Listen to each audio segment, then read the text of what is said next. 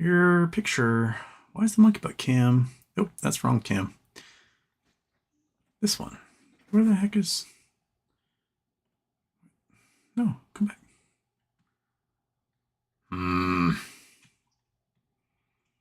El Gato. That's what we're on. I don't know why the monkey butt cam doesn't work anymore. It does not make any sense to me. Alright, well, whatever. Hello, everybody. We're live. How's it going? It's Monday.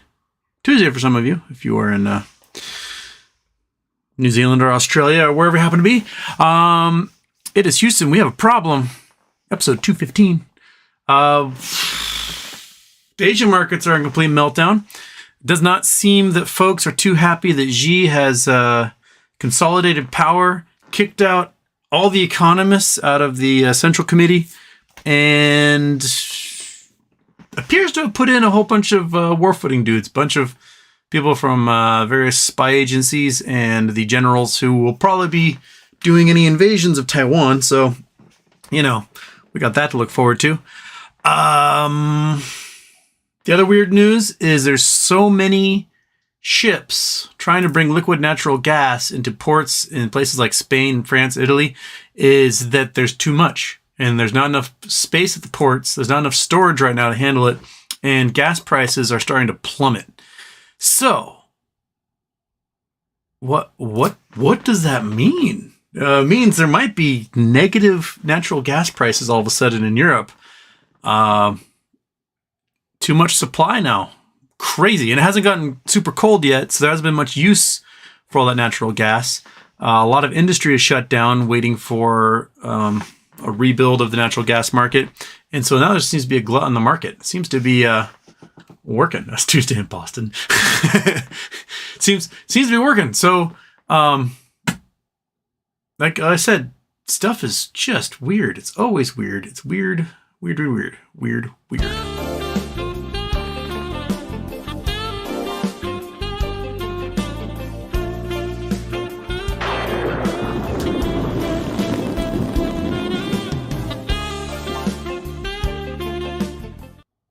Woo! Okay, so that's... Wait, gotta click on this.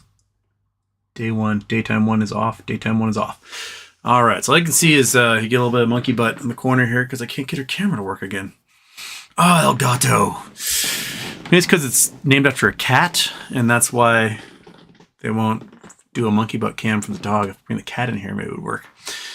Then it's just get a nipple cam. Okay, so do I have anything else to add today, monkey? No. What? G-Font wants me to watch that Eurodollar series. Like, oh, totally cool. Let's watch it. And there's like 50 of them, and they're all an hour long. Hour and a half long for some of them. So no, I did not get to it, G-Font. So if you're watching, sorry, didn't get there. I didn't realize I have to carve out like 6 weeks of my life in order to do that. So we had a couple of weird things today, like a lot of red and things I wasn't expecting to see red. One of the few greens in the meme stock world was Mullen went green, and people are trying to pump that again. I mean, they've been shorted to oblivion. That's why they're 50 cents.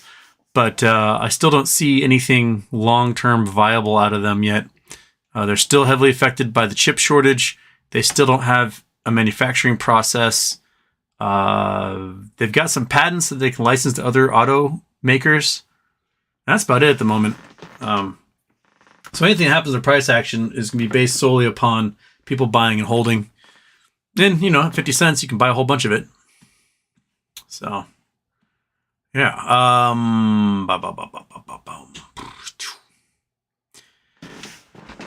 Lost Waves, you ever listened to Vicente Fernandez? No. And give us your wildest coyote stories. I mean, my only personal experience wild coyote-wise was at Black Butte in Wyoming. And I was sleeping outside on a cot, and a whole bunch of coyotes came, I mean, within like an arm's reach of me. Maybe some of them even sniffed me before I woke up and started yipping. And I had to get up and swing shovels at them until they all ran away. At, 30 3 o'clock in the morning, whatever it was. It had been a beautiful, crisp night before then. But Monkey Butt has at least 3 coyotes in her body count. One of them she got with when Snoopy was here. They tore one apart in the backwoods. So, you know, we've got the little murderer here. Little 65 pounds of the world's strongest creature. She takes care of them, but they don't really hang out. My roommate said that when I was gone to Canada in June, that the coyotes just flooded the yard and they were all over the place, but they really haven't been back since. Not since the dogs came back in. They're like, nope. They stay away. Okay. Joshua GME, so the White House says Elon is being investigated over security clearance thing. Yep.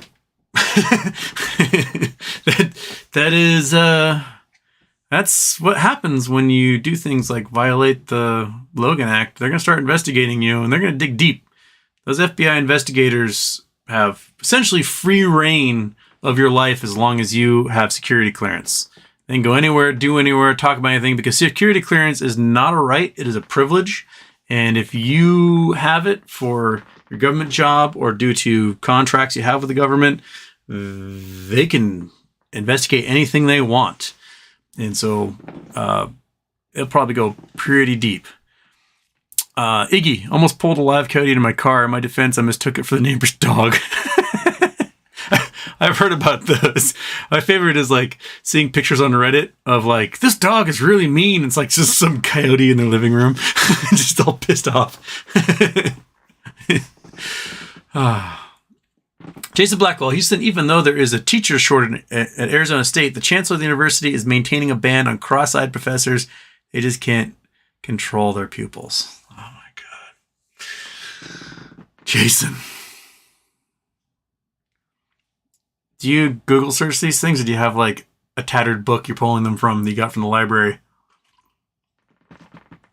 I remember getting like a 1,000 jokes book from the school library when I was like 3rd grade, thinking, oh man, I'm gonna have all these jokes, and going through and they're just the corniest dad jokes ever. Not a single dirty joke in the whole book. And I was just like,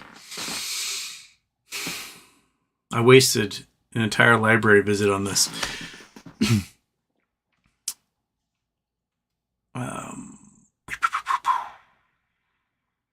Tom George Houston, can you explain the term rootin' and tootin' to me? Does it refer to someone that puts out and farts a lot?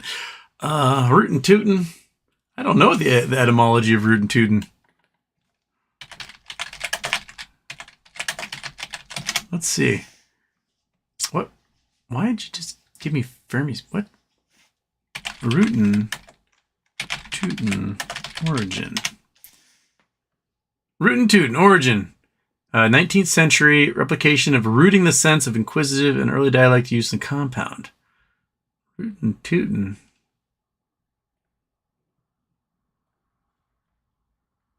Click on something. All right. It's a whimsical American expression that means causing a ruckus, more generally exciting. It originated in 19th century America, ostensibly in the Old West. It's an archaic nature, part of its charm. I guess just, I don't know, cowboy term for sucking and fucking? I don't know. Just means rip-roaring. Okay. There you go. Rootin' tootin' as a cowboy origination.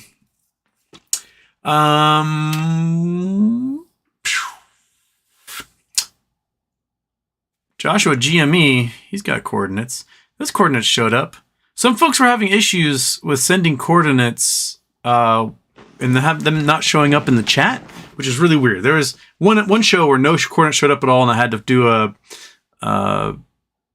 a help ticket with YouTube, and they fixed it, I guess. And then other folks, they're discovering that it won't post if they just post coordinates, which looks like Joshua GME was able to just post coordinates. So I don't know what's happening with that for folks. Boom. Yep, there we go. We're in Italy still. Shabam. We are in Mexico, California. Where are we? What is that? Where are we here? Are we on Baja? I couldn't quite tell. I wasn't quite paying attention when we were flying in. Looks like, yeah, Baja. We're in Baja. We are at, it looks like a giant compound of some kind. What is this? Teachers Group Pacifico. Is this a college? But there's no parking. It's a really large building and having 1, 2, 3, 4, 5 cars parked there. Looks like it could be an observatory right there. What is this place? I'm in Rome, Baja California. DVIN Teachers Group Pacifico Education Center. I gotta look this sucker up. Alright. See you later, Rootin' Tootin'. Is the informal name of Confederation of Private Schools Humanitarian Organizations as controlling body of teachers groups is it as a political cult? Okay, you guys have to check this out. All right, Google Earth, Chrome, Boom. Okay, cult-like group linked to charity that gets UK aid. So this is that building. Look at that place. That is pretty, I mean, it's a pretty dope location. Teachers group, the cult-like group linked to a charity that gets UK aid. Charity's been paid millions by the UK government for its work in Africa under the control of cult-like organization. Investigation by the BBC and US partners has revealed the group's senior leaders, wanted by Interpol, are thought to be holed up in a luxury coastal compound in Mexico. Okay. So it sounds like they made a non-profit, but they're a cult. They stole all the money and then they made a compound?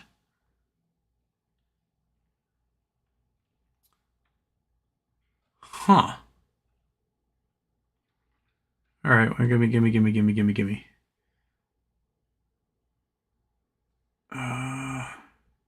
Teacher training college. 30 different members around the world.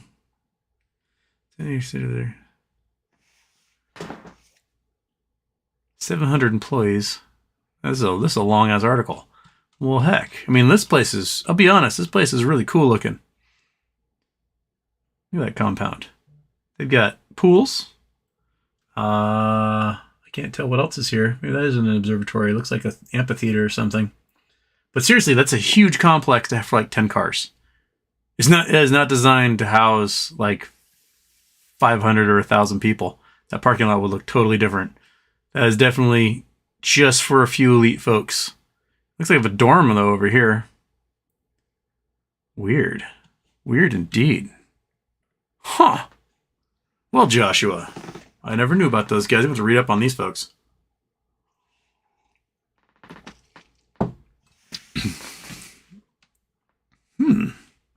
Scott Pullen. Check out the Casbah de Uitmouwen. Have a fun show. Casbah des Uitmouwen? What is that?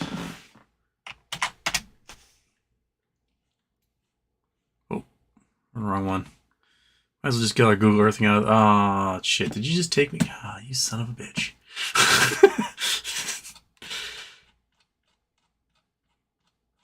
Well, you're south of it. You didn't quite get it. But it's in frame there. I knew where you're going. Guys are now just going to have to look for it. Make sure you don't get Quadane. It's supposed to be a town. There's supposed to be a town here. There's a town there. Look at that. Oh, middle of nowhere. The mean streets of Udane. Udane? Woodwan? All right, enough of that. Okay. Javi A, good evening, Houston. Any thoughts on OPEX this week? Also, are you taking the Astros or Philly for the pennant? Philly wins, the market collapses according to history, 29, 80, 08, and so on. I'm taking the Phillies just because I don't like the Astros.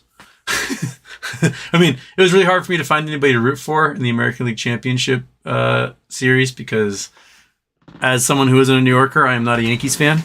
And I don't appreciate the cheating mechanics of the Astros. They really made for Poor taste in my mouth after that.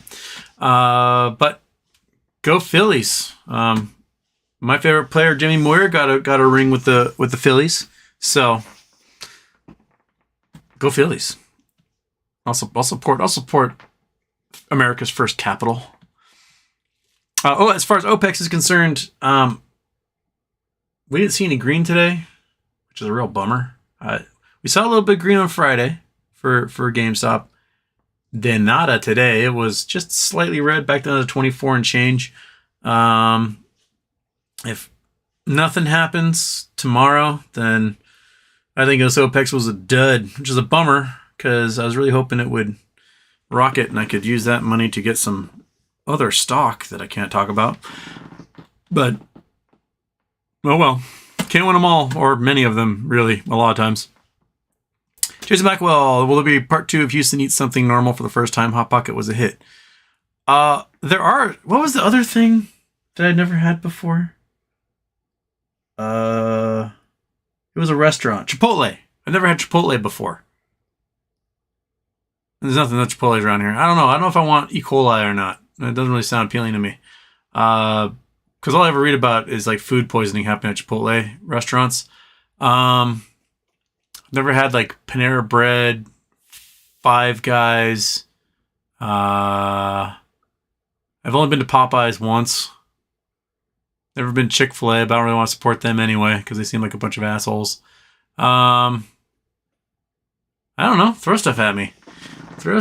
And we'll see what you got.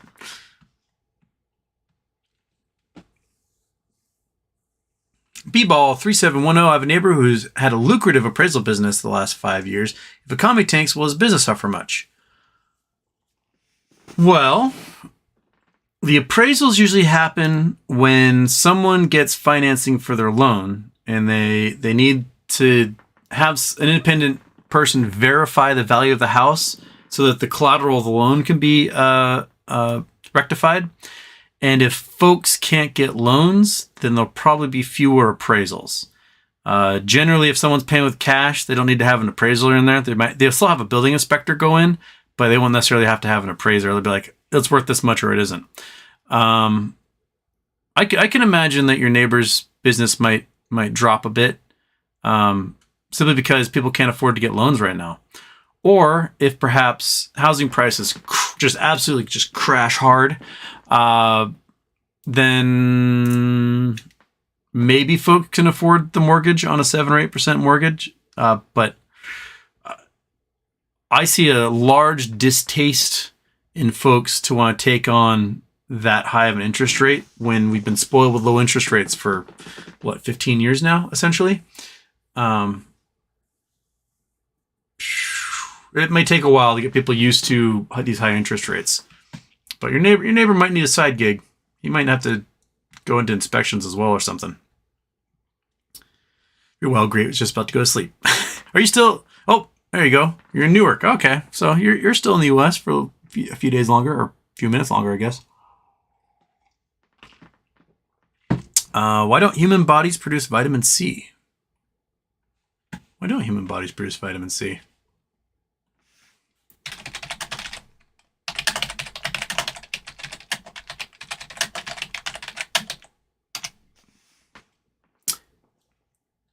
Most plants and animals synthesize ascorbic acid in their own requirement. However, apes and humans cannot synthesize ascorbic acid due to a lack of enzyme gulonolactone. Gulonolactone oxidase. Hence, ascorbic acid has to be supplemented mainly through fruits, vegetables, and tablets. Apparently, we can't make that enzyme. What would happen if we, genetically engineered a baby to produce vitamin C? That'd be weird.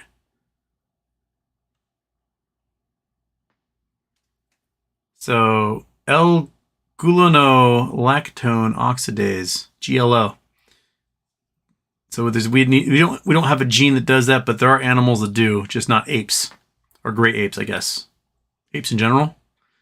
I guess it shows we're all related to each other, somewhat loosely. If everything under that classification is something that can't make Gulonolactone oxidase.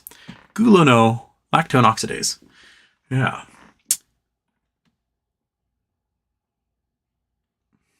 Just in my head, thoughts on Rishi Sunak. He is a billionaire hedgy neocon, but he wasn't against the 1% tax cuts. I was just reading an Economist article that basically said that everything Liz Truss did was his idea. So I don't think he's probably that great. Having two prime ministers in a row who weren't elected in a span of 6 weeks probably isn't the best method of government. They probably should call for snap elections just to make things great. But generally in the parliamentary system, you don't call snap elections unless you think you're going to win those elections.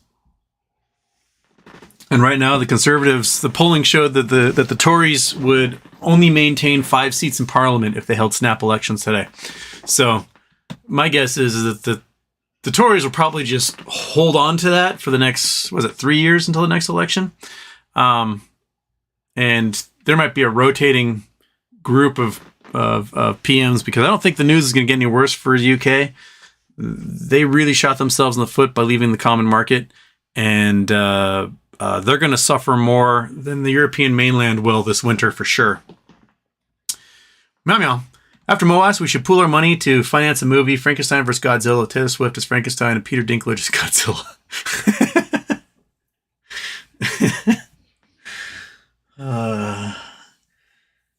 I'd watch that. I'd watch that so hard. I'd buy the DVD. I'd get it on Blu-ray. Put it on my shelf.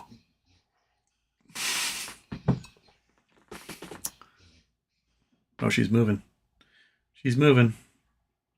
Oh, yeah. Dreaming away.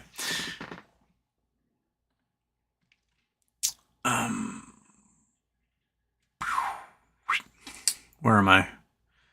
Where was that? Rishi question. A great ape Knowles. He's great ape Knowles is a great ape. He can't produce vitamin C because he doesn't have gulonolactone oxidase. There we go. When market makers and hedge funds lose their superpower and naked shorting and have to cover due to liquidations, do you think the price of GME will gap into the thousands? Will MOAS be violent? I mean, there will be circuit breakers. It'll rocket, circuit breaker will hit, it'll flatten, it'll rocket again, circuit breaker will hit, it'll flatten. There'll probably be all sorts of halts in trading that happen. My guess, though, at some point, because of the need to just get this over with, there may be someone at FINRA or SEC or someone that gives the green light to say, turn off the circuit breakers, let this thing go. And that will tell us that they just want it over with. But I fully expect circuit breakers to stop trading a lot. But it's going to drag it out. I mean, if you're stopping for 5 minutes every 5 minutes for 2-3 weeks, you're just going to have to flip that switch and let it rip. It'll be violent, but it'll be over with quickly. And then you can just pick through the carcasses later and see what you can salvage.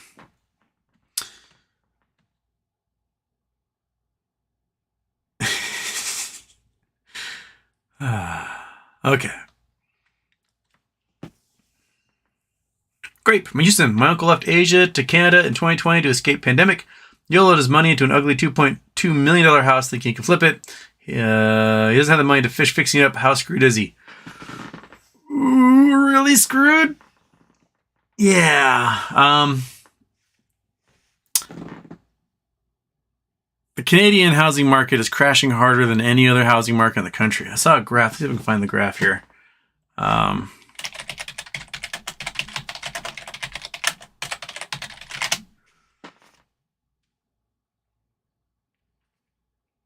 Yeah, the Canadian market is bursting faster than everyone else. Let's see if I find that graph.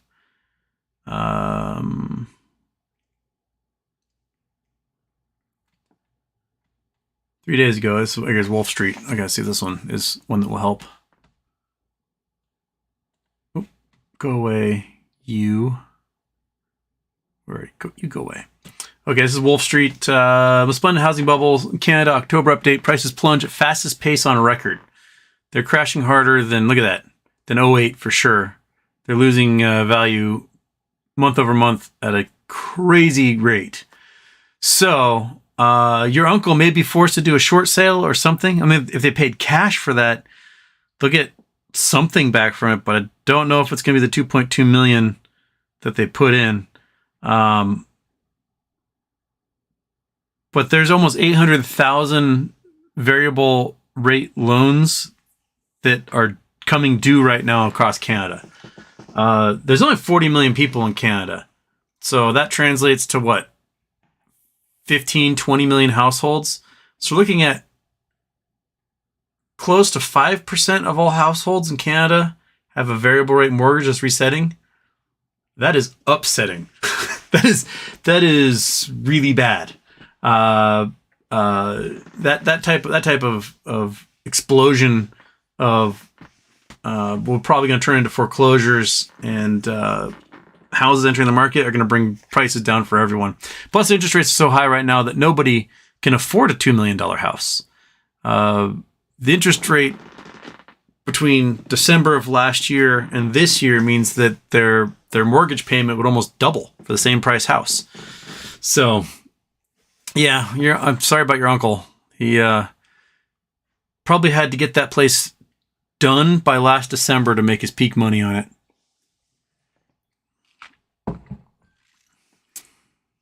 The Bane, happy birthday, Houston. It's 5:30 a.m. here. Oh, we got someone in Europe. And finally seeing your show live from the start. Stay golden, brother. Well, happy early morning to you.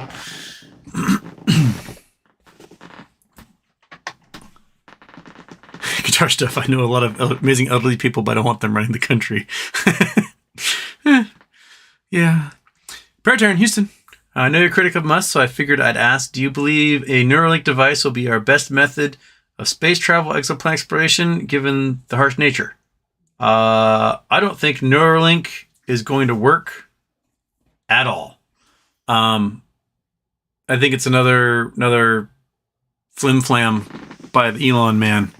The number of monkeys that were basically tortured and murdered while testing for them, and nothing was successful, and then for a hurried, the demonstration for investors, they put one into a pig and showed, oh, look at what we did. And the only connection they had to the pig was something that had been done like 30 years ago by neuroscientists and wasn't anything novel or new. Anyone who signs up as a human trial for Neuralink, I think deserves it. That is a Darwin Award waiting to happen, that your fandom will result in some mad scientist scrambling your brains with electronics. And, you get what you pay for on that one, I think. But no, I don't think Neuralink stands a chance. And I think there is so much we need to unravel about our brains before we can truly connect those devices. The best advancements we have like cochlear implants. We have some of the robotic eyes, but even then the companies that made the robotic eyes got taken over by another company, and now there's no warranty. So when like something glitches, that person's just blind again. So we need to have more advanced study on the brain before we really start to, download Kung Fu into our head via the Matrix or whatever. Christopher Christ, when the economy finally collapses, do you think it will be much worse than the crash of 2008? Yeah, I think all of our tells are deeper than the peaks we had, or I should say the valleys we had in 2008, and we still haven't crashed yet. The crash is still yet to come. You can wear a blanket. I get it. You have that face of a dog who wants a blanket. So I think the crash is still yet to come. Like, we still don't have people talking at all about a crash on the mainstream news. They keep mentioning like bad stuff. Oh, housing prices are down. Oh, the market's had a bad day. Oh, earnings reports are blah. Oh, the banks are in trouble. But they haven't really come to grips with the fact that the bottom still is yet to fall out. And I think in order for that to really hit the consciousness of the public, they're going to have a major bank and or institution just collapse. And we can see in the news that there's several of them that are teetering. And the central banks are desperately trying to figure out how to either save them or to minimize the damage their collapse would have on their economies. But until one of those suckers just falls through that trap door, it's not going to be in the forefront of everyone's mind that we're in the middle of a really, really, really bad economic situation right now.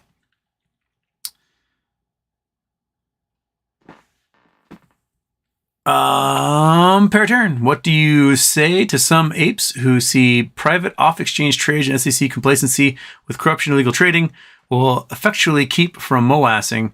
I'm not one, asking for others. I think dark pools have to go away. They just have to. We just have to see what things are trading for. That's the way you make the market fair. Otherwise, it's a black market. And black markets are generally illegal for most things. So we need to see what is happening so that everyone knows if they're getting a fair shake or not. And we need to be able to see the manipulation firsthand to be able to identify it, and for the regulators to acknowledge it. And we just aren't. We just aren't seeing that. Science Me, Houston. Happy almost birthday. Michi Kakaku thinks we'll be able to teleport humans within 100 years. Why don't we put all our space money into solving this problem sooner? Because Michi Kakaku is wrong. We will not be teleporting anybody ever. I went on a rant about this at one point, mainly because of the conservation of energy. In Star Trek, the simplified version of how Star Trek Transporter works is it scans everything in your body, puts it into a computer, and then regenerates it via sort of like the replicator device on the other side. And it's a whole new you, but it's a new you that still maintains all of your memories and everything else. So it's you. Every once in a while, there's like a replicator duplicate appears, and they've got problems in Star Trek with that. There's even Star Treks, like the modern Star Trek, was it Brave New Worlds, that has like a child kept inside of the buffer of the replicator because she's got a disease and they're holding her in there. But anyway, in order to have your memories, you have to have electrical impulses, because electrical impulses are your memory. Our brain is essentially a really big analog RAM, random access memory. And RAM only works if there's electric charge in it. You get knocked out too long, your heart stops too long, the charge stops, it wipes your brain clean, and you're brain dead. So you need to maintain that conservation of energy. You need to maintain that electrical impulse. So into the computer goes the electrical impulse. But if you're maintaining one kind of energy, you have to maintain all kinds of energy, which would include things like your inertia or momentum. So if you are here in Seattle, where the Earth is rotating at about 650 miles an hour, and you got beamed to the Starship Enterprise, which is orbiting at 17,000 miles an hour. We put that in kilometers per hour, at 26,000 kilometers an hour. Is that right? Somewhere around there. And you would pop out of that machine, and the Star Trek Enterprise would hit your body with such force because you're only going 1,000 kilometers an hour. You can get hit with a 25,000 kilometer per hour spaceship, and it would just obliterate you, and you would put a hole through the Starship Enterprise. So the biggest problem with transporting humans is trying to maintain that energy so that we don't pop out the other side, either a corpse or a dumb baby who has no memories. And I think that's the biggest issue with it. You might be able to transport from Seattle, Washington to like Paris, France, because they're about the same latitude, right? You might be able to transport from Ecuador to Nigeria, because you're pretty much the same. But if you change latitude, you try to go off planet to something that's orbiting at insane speeds, you just can get eviscerated. You just be pink mist coming out of the machine, just like hosing someone all over the wall. So I think Michio is totally wrong. So, bye Diaz. Thanks for stopping by. That's my big beef. I got in a big argument with my modern mechanics professor about this, and he just refuse to acknowledge that there has to be some sort of maintenance of our energies.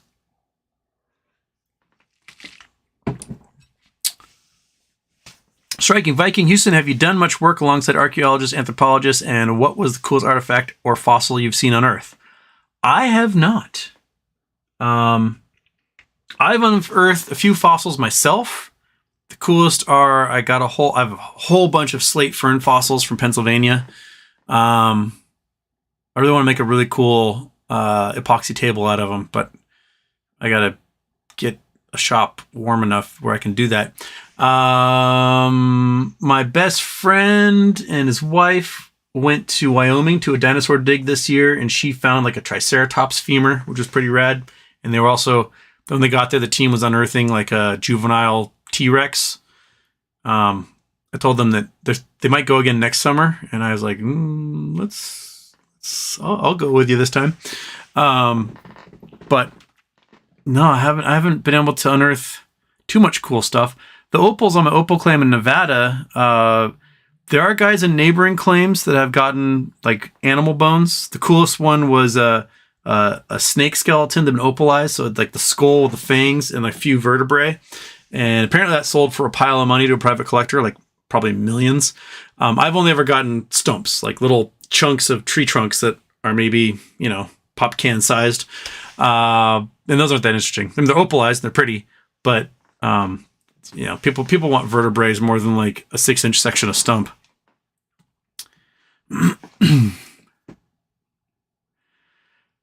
Big Mac 8000 Houston. I saw a video from 2014 of ICANN arguing with Ackman, and ICANN mentioned mother of all short squeezes. Is it just a staggering coincidence, or is there a history? DFE references ICANN too. He apparently coined mother of all short squeezes, and it was about what's that pyramid scheme? It's the beverage pyramid screen one. Scam. Monkey, what is it? You're under a blanket, but I can't remember the name of it. They like make juices. Healthful Life or something. Health fruit. Pyramid scheme MLM drinks. What's it called? Advocare? No. Herbalife. That's what it was. Herbalife had like totally collapsed, and then ICANN was claiming that it was going to squeeze. And did it squeeze? Let's look up Herbalife stock. What? Why are you not typing? Herbalife stock. It's at $20, so let's see here. 5 years max. Well, max. Bam. Is my mouse not working? Okay. Click. All right, so it did rise. We're at $5, 2009. 2014, we're at $23. It squeezed up to 58 before falling off again. So, you can think of this as a squeeze. It's definitely not the mother of all short squeezes, that's for sure. It doubled. Cool. But it had gone from $3 in 2005, so it went up, $4,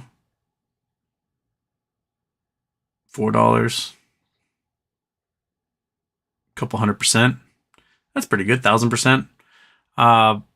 Yeah, apparently that's when it was coined. So we're gonna leave that one in the dust.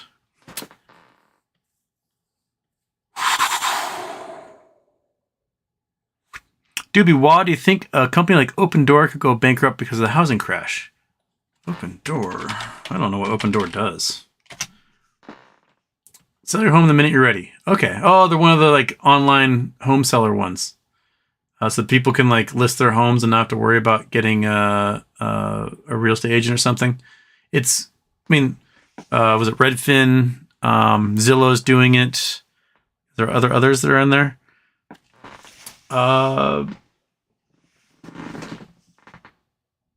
Maybe. I'm sure there's gonna be a lot of folks who are gonna have to short sell their homes coming up simply because they're gonna be underwater, and The only way to get out from under that mortgage is to short sale and have your bank go, okay, we're going to wipe this clean. And so that,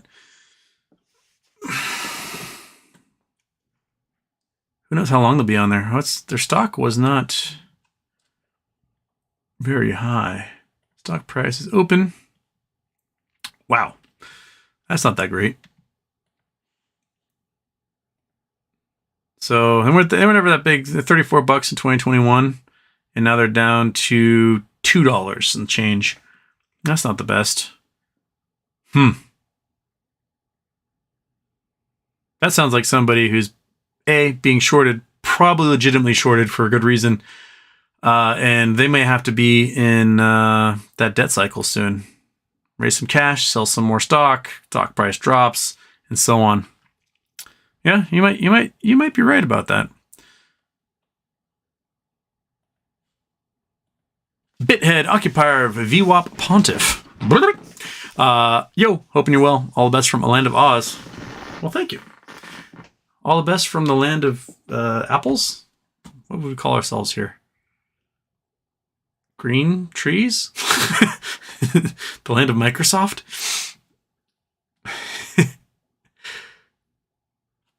Oh, come on, chat. There goes the chat reset. Okay. Where was Striking Viking? Daniel Motes, Houston, should I have not overreacted and sold my Revlon when I got the delisting news? Well, right now, my calls are destroyed because they moved into the OTC, and they're essentially worthless. My broker's like, they're not worth anything anymore. So I got hit really hard with that. I have no idea what the play is now. They may end up moving to pink sheets if the bankruptcy goes further.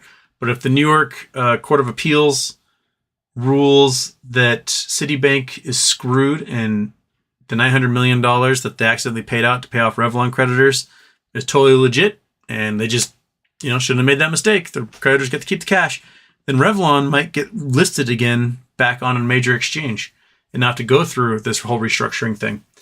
And I mean, Revlon is a century-old company. They've got tons of name recognition. They do hundreds of millions or $1 billion a year in sales a year. The market for makeup is picking up again.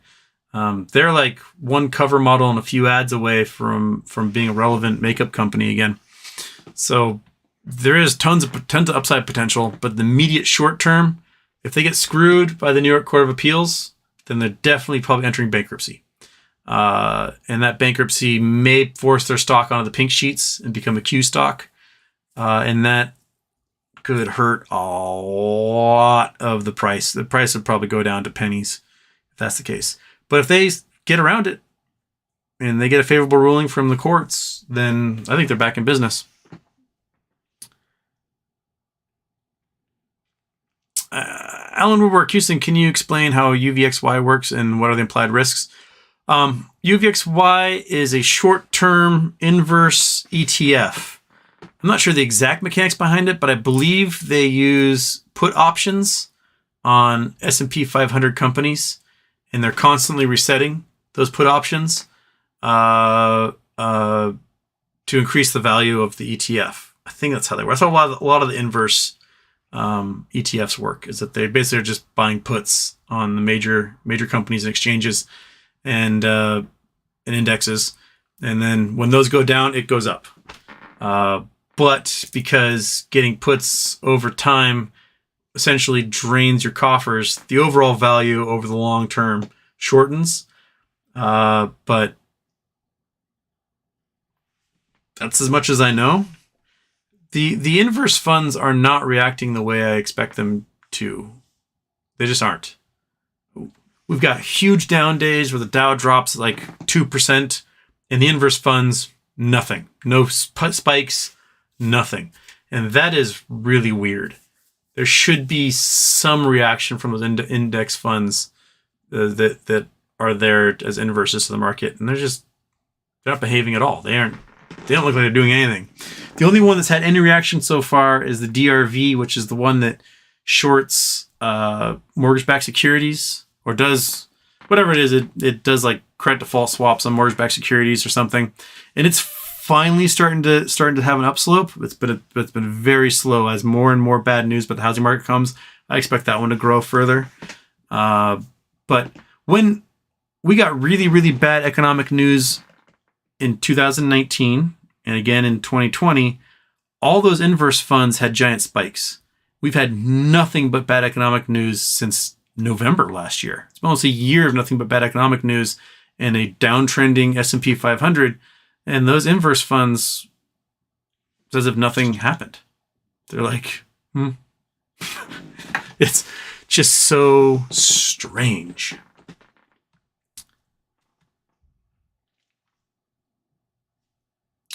Nuclear Moas, the dominoes trying to fall. I hope so. Aaron Salentine, Houston.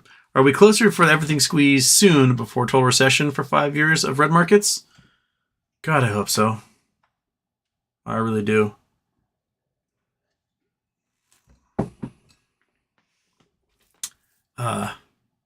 Yeah. Paratarian, Houston, who do you think is the best lyricist, best 20 years, and why is it James Mercer? Who the fuck is James Mercer? American singer-songwriter. I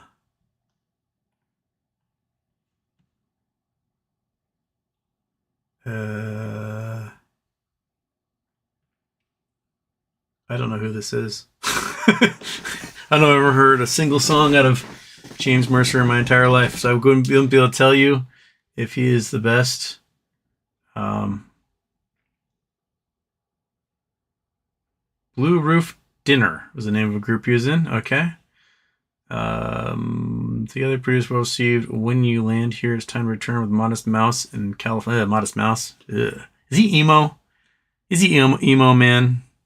If he's emo, I really don't give a rip. They're on Sub Pop. I have no idea who James Mercer is. Not a clue. But if I were to say who is the best lyricist the last 20 years,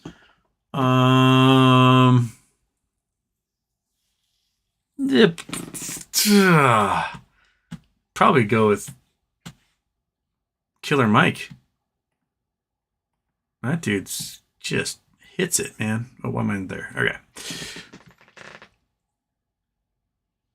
We had the amazing barbecue in Nashville earlier. My God, those are some fantastic ribs. Welcome to the South, buddy. They know how to like slow cook meat for sure. It's definitely not shoe leather like you get in other parts of the world. I know your friend, Aloha from Wahoo. Hey, HW. What's with the AK filing AMC? Did to include some new terms for acquisition? Is it legit? Someone wrote me about that. I went and looked, and it appears not to be much different than the previous one. I think the previous one still had language like that in there. So I don't know what was really different in the new filing. If anyone else can see, by all means, point it out to me, but my eyeballs did not see it at all. RJ Lowe, what is the best way to get the most college degrees or certificates? To go. Take class. Just take classes. Take classes, do well in them, and they give you stuff for it. It's that's probably the best way to do it. I had to do the roundabout circular route for most of it. Originally was going to go be an industrial engineer at UC San Diego, and ended up in the hospital because I hit by a car, got really bad concussion, had to come back home to Seattle, lost a baseball scholarship, and bounced around at community college for a while before I ended up getting into Lewis and Clark in Portland, but I really didn't like Lewis and Clark that much. I don't know. It was a lot of trust fund kids who really just, I don't know. It did not click with me at all. Ended up at Hawaii and essentially just took every class that interested me and went until they said I had too many credits and had to get out. So I graduated with a whole bunch of degrees, minors, and certificates. You just go take classes until they tell you to leave. And then they give you a whole bunch of degrees and certificates at the end of it. That's the way. I mean, you can do like what I'm doing with the current masters is I'm not able to afford to do classes year round. So I got to save up, get a class, save up, get a class, save up, get a class. So I do a couple a year, but not like what I did with my previous one when I still had student aid was I did a 2.5 year master's program in 1 year. And that was a lot of work. It made my Sundays suck. That was like the only day I had to do anything. And I had to write like 2 12-page papers every Sunday and get them in by 9 p.m. our time because the school was on the East Coast. That was their midnight. And that was holy smokes. But I figured I might as well hate life for 1 year rather than hate life for 2.5 years. So, but yeah, just go do it. If you're doing grad work, you have to get a B or better in all your classes. You have to. They will kick you out of the program if you get below 3.0. And so you have to get that B or better in all your classes. And so that means you have to do pretty decent work, especially for like if you're pulling it out of your butt every Sunday like I am, you have to at least make it look good and they have to like you. Because a couple of times I was like, this might not be B capable work. And they're like, we like you. I'll nudge that up a spec and give you that 3.0. So that's the way to do it. Just keep taking classes. And if you're lucky, you can transfer some credits into other schools who might work towards another degree in a similar field. Like University of Hawaii, technically, I should also have a degree in physics as well as astronomy. But they wouldn't let you get both bachelor's degrees in that field because they shared too many classes. But now they changed that in the accreditation. So all the students who are graduating in astronomy from UH Hilo are also getting physics degrees because they don't care anymore. So they can be like, well, I've got a bachelor's of science in astronomy and a bachelor's of science in physics. And everyone's like, ooh. And I had these same classes they did. So, I mean, technically, I would have 4 undergraduate degrees if that were the case. But yeah, you just gotta go do it there, RJ. Now, whose career is more in the crapper, James Franco or Will Smith? Ooh. I would go with James Franco. I think Will Smith can be forgiven a bit. I mean, he has made a public spectacle. He slapped a dude in front of everybody on international television. But there was a lot of people who were like, Chris Rock deserved it. So he does have some people on that side. James Franco is accused of like sexual crimes. And that's something that I think should be less easily forgiven. But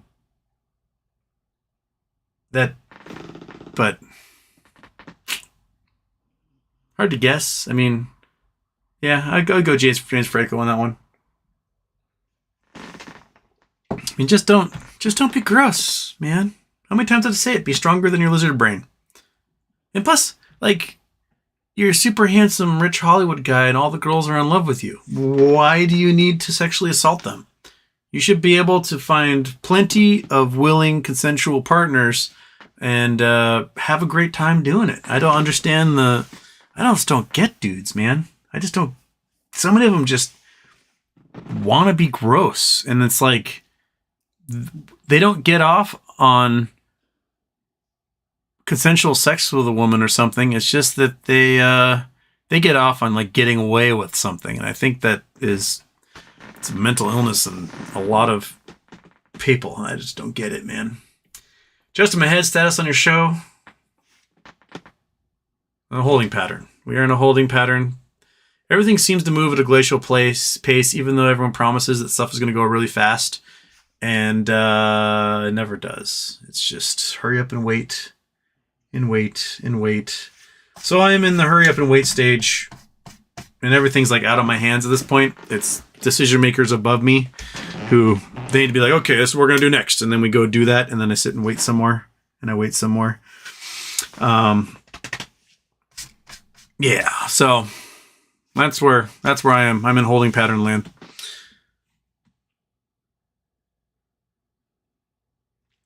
Christian Garcia, LABD and LABU are great inverse, highly volatile.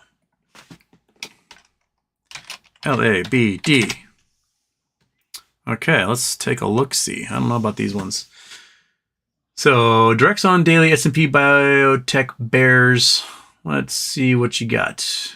I am seeing almost no volatility whatsoever in here. We got a big old spike in 2016 for some reason. What's happened in 2016? $16,000. And then we got a little spike in 2019 of $700. Let's do the 5-year. We got so we got a good spike in $1,000 in 2018. That's when the government shut down for 30 whatever days, and then they passed those giant tax cuts that gave billionaires trillions of dollars. And then we got ourselves our spike in March 2020, which everything in inverse should have that spike.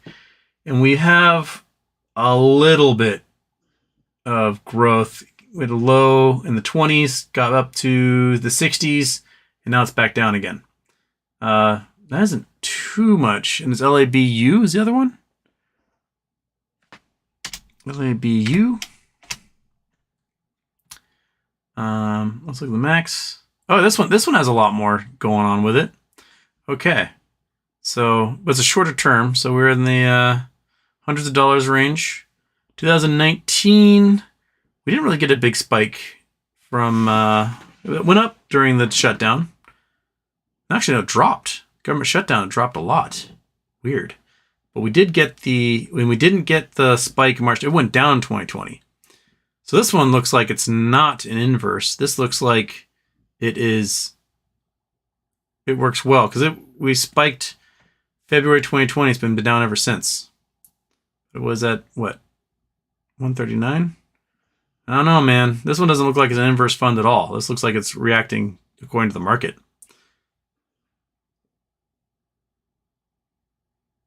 Huh. We had a big drop when the government shut down. We had a big spike when the market was doing well, and it's been going down ever since. I don't know, man. That one, Christian doesn't seem... The LABU, yes. Or LABD, yes. LABU, not so much.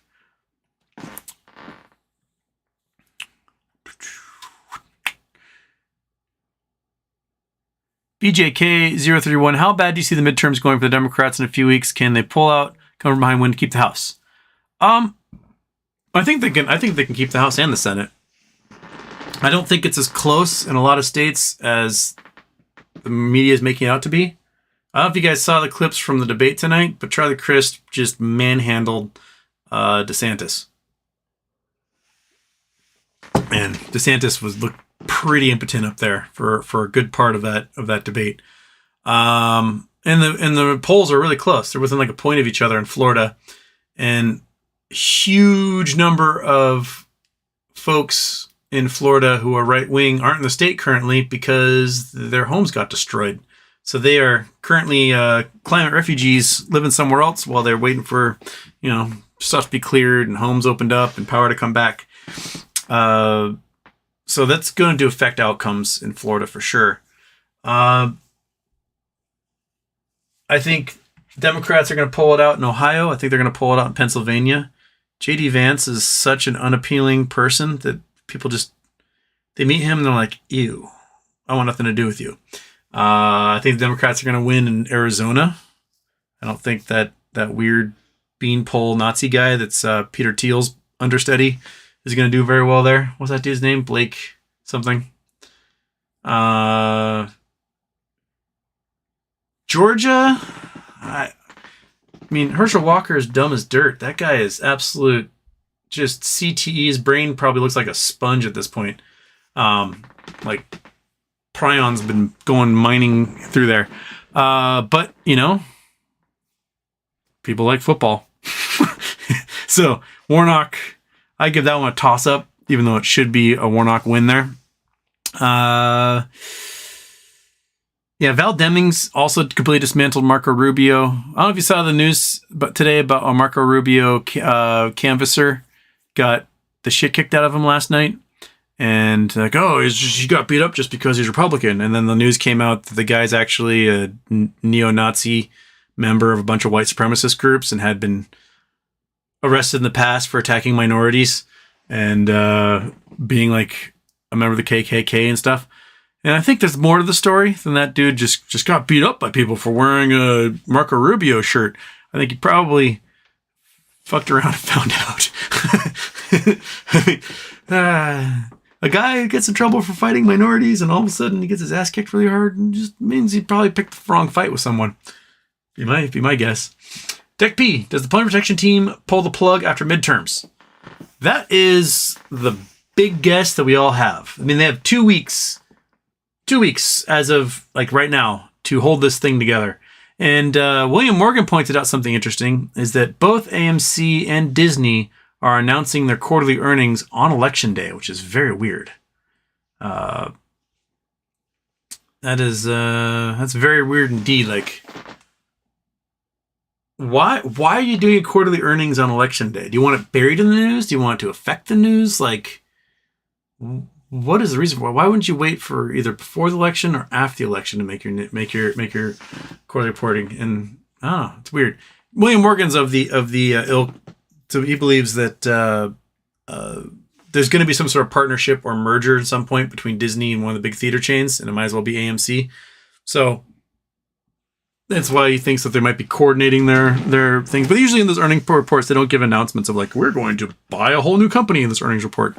They usually wait for some other special shareholder meeting for that.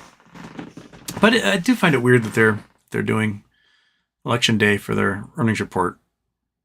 Why? Why would you do that?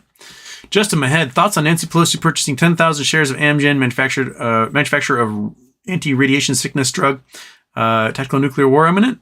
I mean, she knows more than we do. She gets all the intelligence reports and has a much higher clearance than anybody in this chat. So, I mean, there's lots of warnings coming out from Shoigu. He's been making lots of phone calls saying, there's going to be a false flag dirty bomb that the Ukrainians are going to blow up in Ukraine to blame it on us. It's like, what do the Ukrainians benefit from, like, creating fallout over their own people? I don't see they have the ability to do that. I mean, they do have nuclear plants in Ukraine, but they need those to keep the power on. I don't know what fuels they'd be using to do that. And B, we all know that Russia loves to false flag more than anybody and then blame it on other folks. So, they're like trying to do like the triple reversal false flagginess. But I mean, you guys plan for the nuclear winter. I live right in the heart of like so many first strike zones that poor Monkey Butt and we're not going to make it.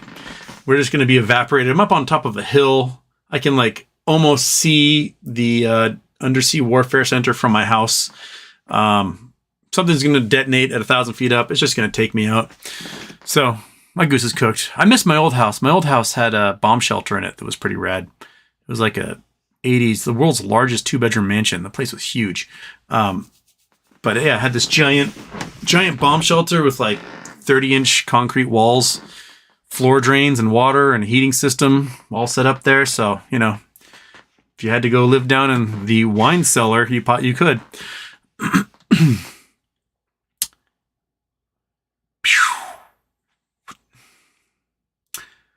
West Wind Houston, did you watch Eat the Rich yet? I have not watched that. I have not watched Eat the Rich yet. West Wind, Eat the Rich. Let me put that one on the ye old list here.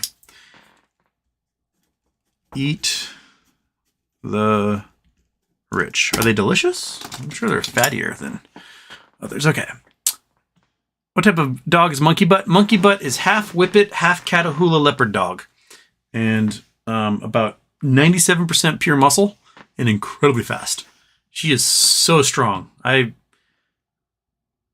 People who are large can walk her on just a leash, but if you are smaller than me, you have to put her on a harness, because if she sees a bunny, like, your arm will just rip out of the socket, or you just get dragged down the street until you're just a bloody mess. If you're like under 170 pounds, I would not recommend trying to walk Monkey Butt without the special harness, because she will destroy you. Praetorian, got that job, Bank of America. All right. Now I got a company email stating that there is a company-wide hiring freeze. No new major accounts are to be created, and the investing side is firing a lot of people. Oh, well, at least you got your signing bonus, right? Sounds like they're getting rid of those redundancies because they know that shit's getting wild. You're our inside man, Paratern. You're our inside man to tell us what's going on inside the bank. So give us updates. You just gave us one there, because we know Bank of America is one of those banks that is not very strong right now. They're huge, but they've had a lot of missteps in the last year that have suggested that they don't quite have the strength that they once had.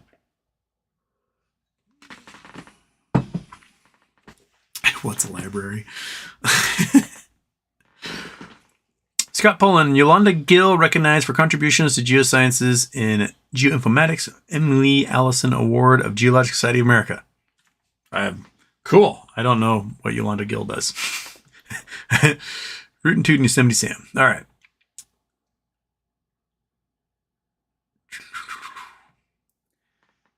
I'll keep my metaphors to myself. Houston, have you ever smelled mothballs? Yes.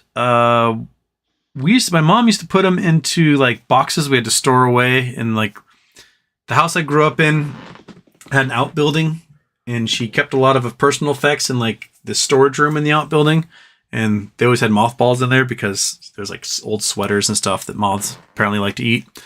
But yes, I've smelled mothballs.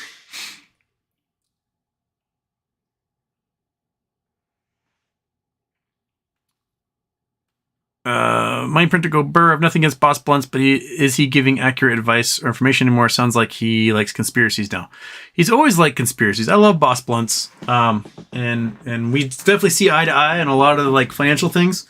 But I do think he reads conspiracy sites a little more than I wish he would. I love you, Boss, but you know we can always disagree on things.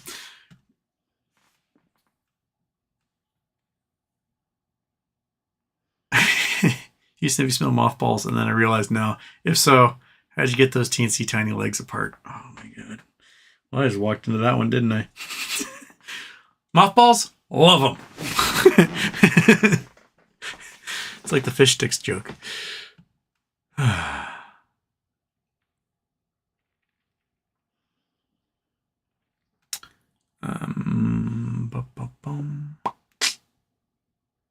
You definitely got me. TKKK. Good morning from Denmark. Good morning, TKK. Scott Lumley, Houston. Happy birthday. Why has Trump not been arrested yet? What are they waiting for? Is it ever going to happen? Or are there just different laws for rich people? There's always different laws for rich people. I mean, everything's still in a grand jury. I don't know why they're waiting for grand juries to wait to do this when they can. It's obvious they can just be like, let's charge them. But my guess is that they want to use the grand jury process to get as many people around him as possible and just kind of take the entire group down at once rather than just going for one guy and then having it be done. They'll be able to get a lot more information that way, get a lot more, probably a lot more deals made as well. So that would be my guess. Meow meow. Why hasn't anyone helped Nancy Pelosi to find the effective denture cream? All her slurping when interviewed sounds so gross. I mean, that's problems. One of the problems with having like 100-year-old people running your country is that, you know, they slowly fall apart like the Crypt Keeper. I'm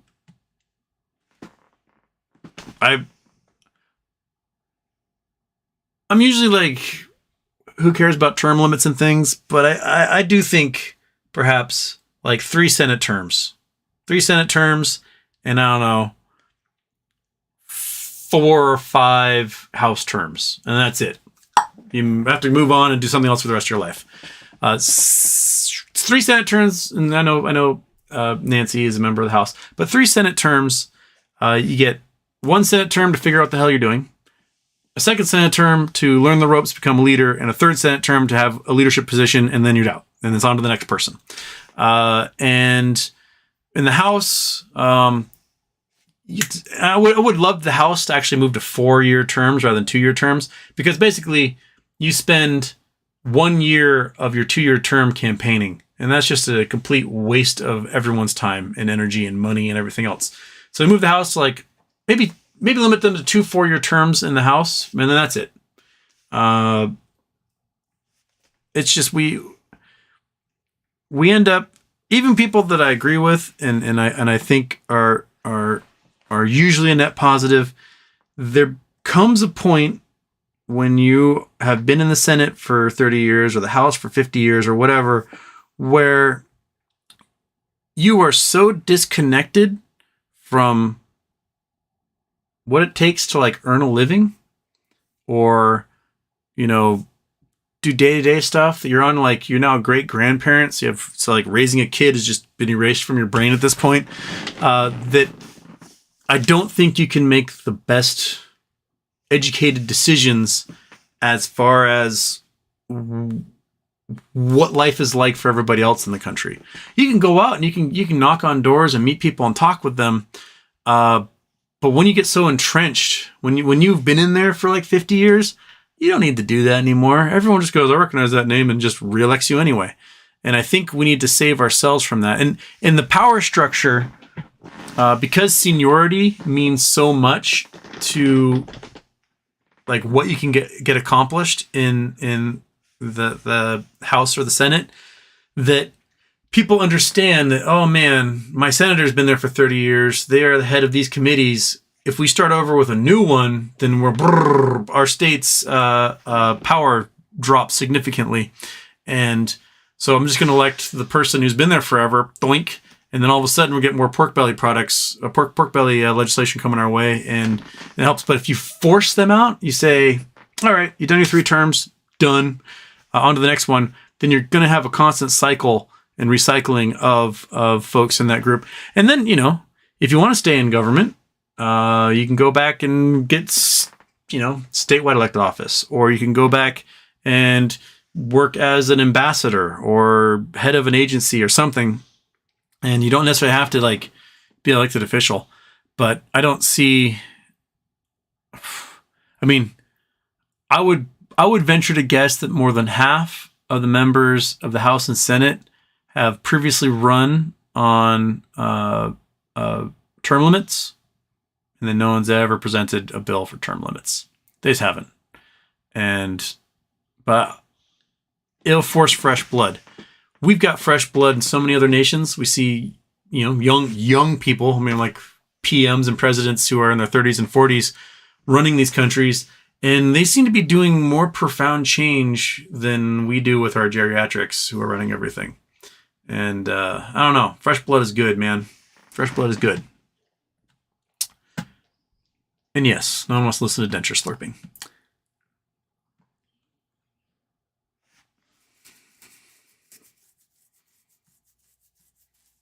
Miss Missy, a few minutes from my home.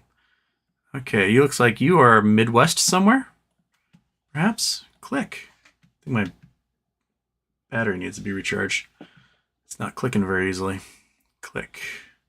There we are, back at the Eye of Africa again.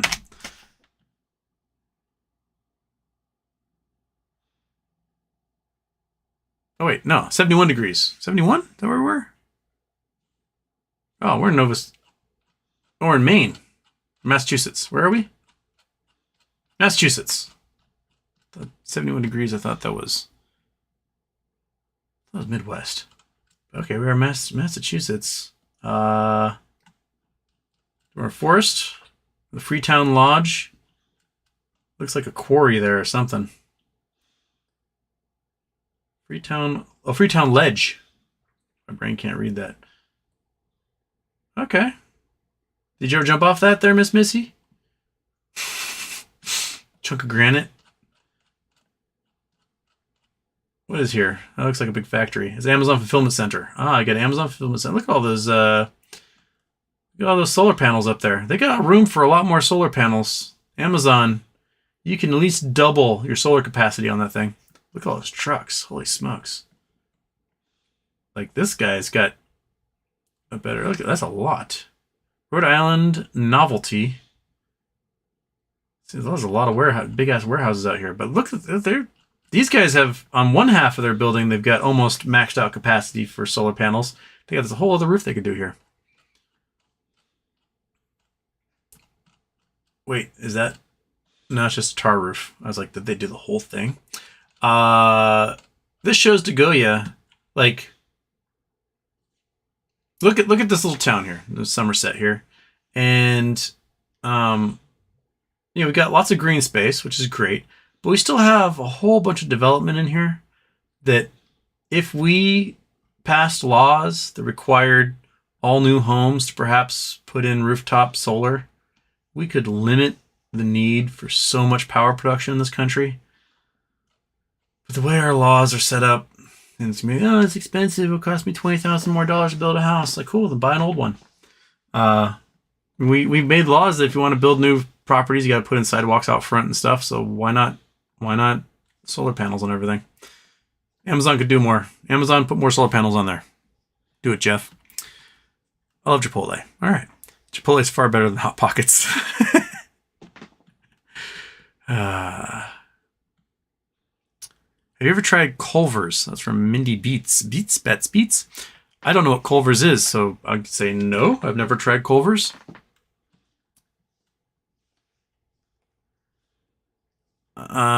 Leader Landscape Incorporated. Can the shorts refuse to cover if stock Acme goes private?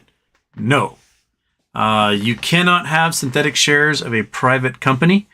The brokers will force said short to buy Acme. And by force, I mean, if it comes down to it, they will liquidate the short hedge fund of their assets and use those assets to buy up the Acme. Excuse me, I've got the hiccups today, and it's just subdued hiccups, but man, they keep hitting me. They will force the hedge fund to buy Acme stock to close those positions. You cannot have synthetic shares at all in existence of a private company. You just can't. So they will force the hedge fund to buy Acme stock and to make sure that there are no synthetics out there, no shorted positions of Acme. So if you are short on Acme and Acme is going private, now the rarities, most companies that go private, there is a deal struck between the shareholders and whoever's taking the company private. It usually results in a cash payment to the stockholders, and their stock blinks out of existence. This is usually what happens. And so if you are short on that company and there's a cash price for the stock, then the short is responsible for paying the cash price to whoever holds the long share that they shorted. And so they just have to pay out of pocket. So let's say there's a sale price of like Twitter. Twitter, the sale price is $54.20. So if you have a synthetic share of Twitter, you will get $54.20 from the hedge fund who shorted that share to you. They'll have to reach in their pocket and give you a payment in lieu for that $54.20, and then it goes private. Now, if Acme happens to be a company that everyone's going to keep their shares, it's just going to delist and become a privately held company without any traded shares involved. That's a much rarer situation, and it just means that none of those synthetic shares are allowed to turn private. They all have to be rectified and closed before it goes private. So if they aren't closing now, and if they are still shorting Acme, then there's definitely a potential for a very, very lucrative short squeeze, especially if the people who are long on Acme know that there's potentially a really big special dividend available later. And so they might just be like, I'm just going to hold on to this, and my price might be really, really high for me to relinquish my share for you to close your short positions.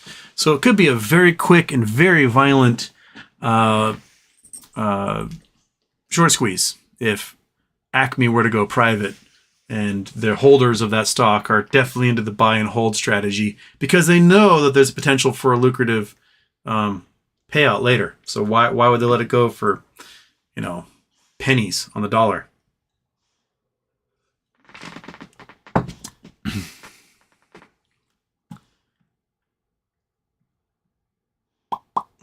Mod pizza? Aaron Salentine, Chipotle took away the $3 taco hack that I used for years, and then some idiot put it on the internet, and everyone started to do it. Chipotle stopped. Now I don't eat Chipotle anymore. There was a $3 taco hack? I don't even know what that means. Was it like something through their online app or something?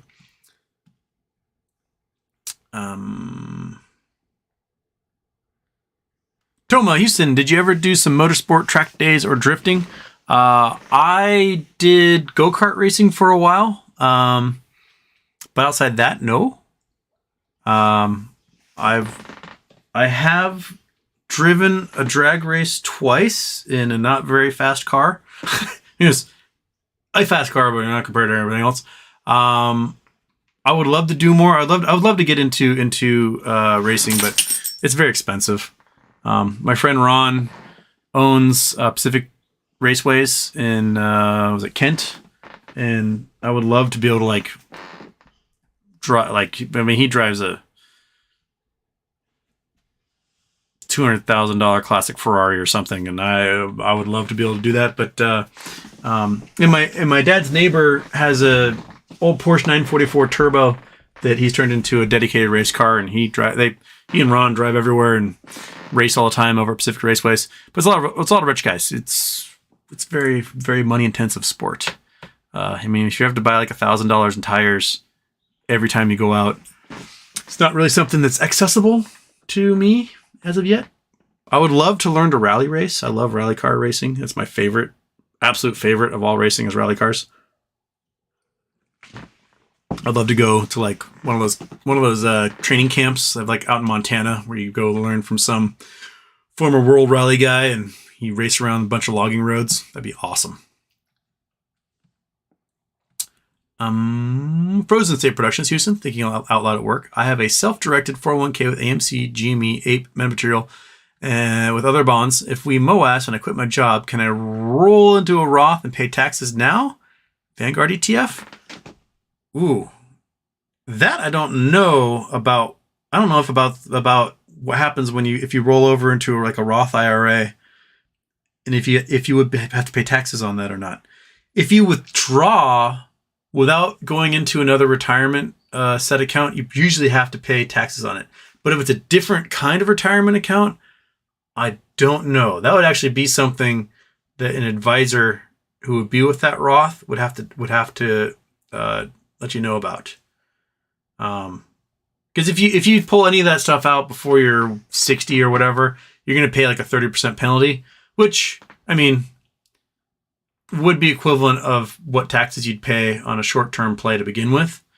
Maybe actually a little bit less, because I think if it's over $400,000 on a short-term play, then it's a 37% tax.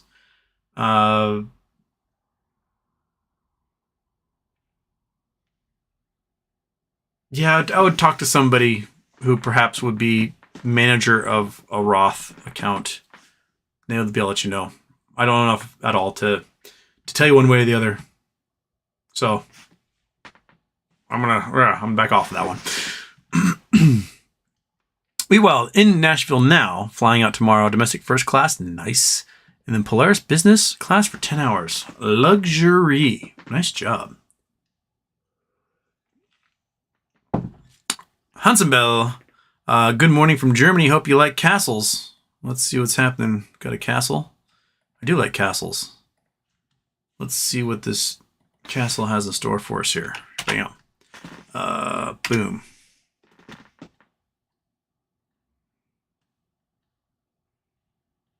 Oh, is this the Cinderella castle?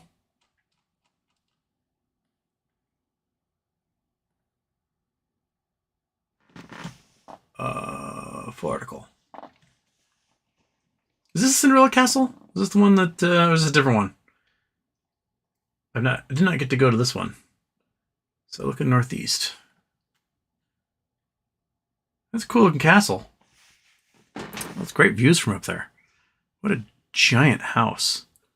I was reading about Germany selling a whole bunch of castles along the Rhine for like €1 each.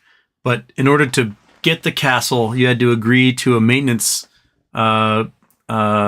schedule that involved like €1 million a year in maintenance to be able to maintain the castle. So it's not really for €1. You're looking at just constant renovations to keep the upkeep.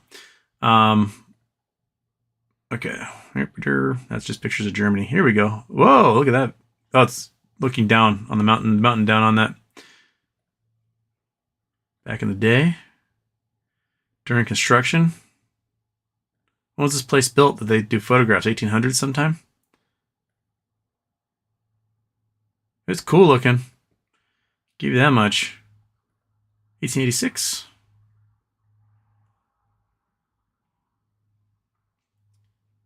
Ruterbau. It's groovy, man. I love just ridiculous, opulent architecture for the sake of being ridiculous and opulent. I mean, eat the rich and all, but sometimes they build cool shit. This is like how ridiculous and ostentatious that is. It's awesome.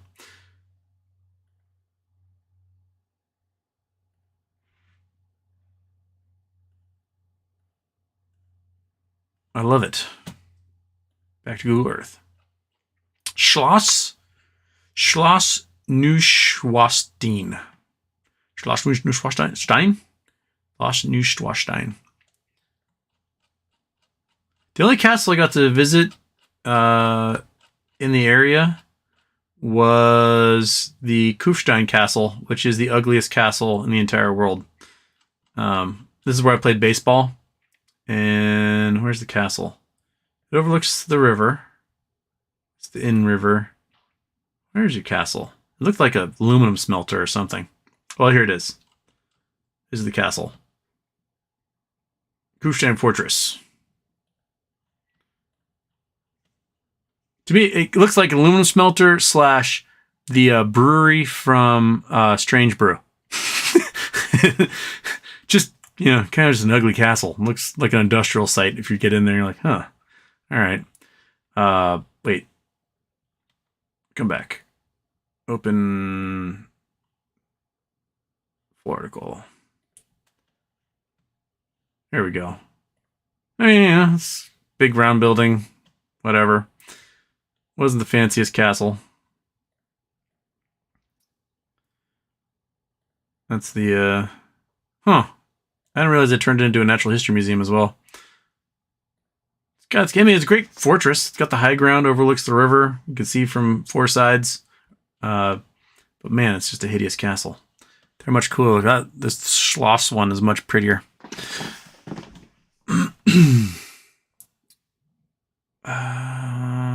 BJK031. Who is the Buckminster Fuller of our generation? Or is it impossible to be so prolific and game-changing now due to corporation owning all, since there are no low-hanging fruit left?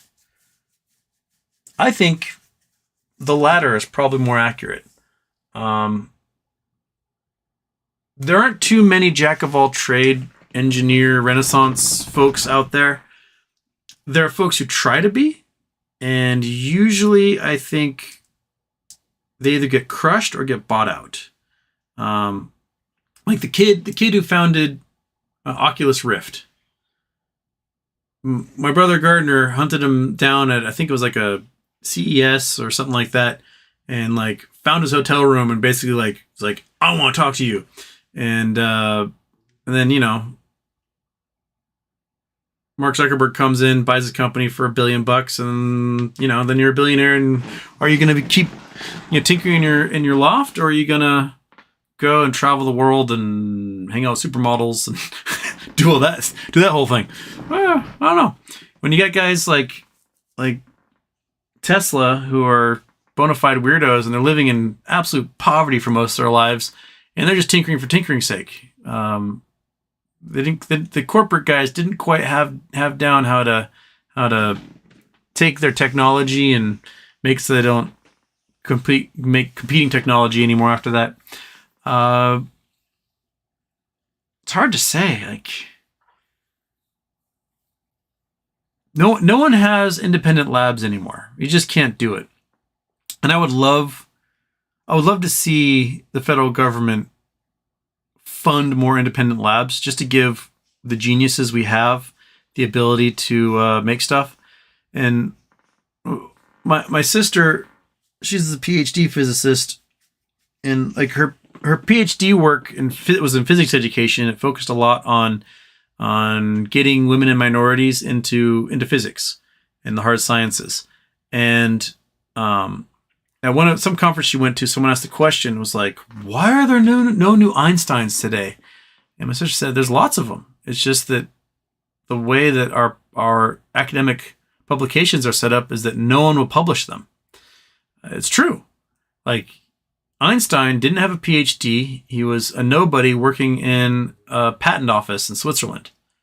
And he wrote one of the most foundational scientific works of any lifetime. And he got published. Whereas today, if you were in a similar situation, the editor of that journal will be like, well, you don't have a PhD, so we're just not going to publish you. Even if it's groundbreaking, even if it's phenomenal, even if it is revolutionary, they won't publish you because, well, you don't have a PhD after your name. So, we're just not going to publish you. And that right there is a hindrance upon transformational genius. And there's so many more geniuses out there right now than there were 100 years ago. Why? Because there's more people. And the odds of genius is a mathematical probability question. And so if you have 7 billion more people alive today than you did in 1915, you are likely going to have 7 times the number of geniuses popping up. And we need to make a system that caters to those folks and allows them to be geniuses in the way that can help them contribute to society rather than just beat the hell out of them, which is what a lot of our system does. And I remember reading this like Business Insider article years ago about like people who have the highest IQ test scores of all time. And this kid who tested off the charts, like 400 IQ, something just absolutely mind-blowing, and like finished college when he was 7 years old and stuff. And the last update about him was from like 2003, and he was working in the paint department at Home Depot and wanted nothing to do with academia. He was like, screw that. All I want to do is like shake paint and go home, play video games, and live my life. And we burnt this kid out so badly that his like superhuman intellect, he didn't want to use it anymore. He was like, screw that. I'm just going to shake paint and like go to the bar. So like we need to have a much better system, because we're talking about once in generational brainiacs, and if we can't figure out how to make life fun and interesting for them, and we just make the rigors of academia so just sucky, a lot of them are gonna be like, you know what? I'm gonna become a cashier. Screw this. And they're just gonna leave. So, what was that kid's name? One sec. I'm gonna find the article because what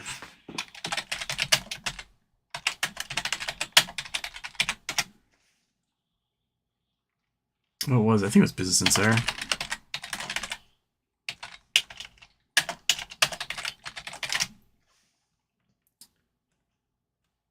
All right, this might have been it. Okay. Let's see here. Let's see if we can find it. Richard Rosner. Nope. Ethan Leopold. No. IQ 268. No. Between 263 349. Oh, here we go. Adrigan DeMello. College graduate at age 11, DeMello has a projected IQ of 400. He largely has his father to thank, or maybe to blame, for his early success and ambition, consumed by the idea that his son would win a Nobel Prize by age 16. Austin DeMello put obsessive pressure on Adrigan to succeed. CBS reported in 2000. A lot of dreams that people had heard about of winning a Nobel Prize, going to doctorate school, is mostly my father. It wasn't something I cared about doing. As of 2003, Adrigan was working in the Home Depot after training to be an estimator for a commercial painting company. We burnt this kid out so early that he was like, no. And I saw this with athletes. There are kids that I played sports with that were so phenomenal and such magical athletes, but their dads were so oppressive and so demanding. By the time they were like 15, 16 years old, they're like, no, I am never going to shoot another basket. I am never going to swing another bat. I am never going to toss another football. And like, I hate it. I hate everything about it because they took something that was like, should have been fun and an outlet and turned it into a job. And kids are too young to like have that kind of pressure put on them. You just like let them mellow, man. You need to let them do their thing. And otherwise they're going to rebel. And they need, if what they have to rebel against is the thing they're really good at, they might be a natural for, but you've made it so awful for them to enjoy what should be a leisure activity, then man, they're gonna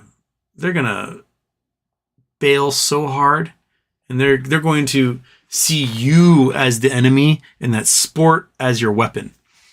And yeah, so I bet this poor kid just was so burnt out, and his dad was probably abusive or at least too demanding, and he's like, screw this, I'm gonna go work at Home Depot. I can't blame him, man. Like, it's not fun anymore. I'd rather just turn my brain off and go shake paint.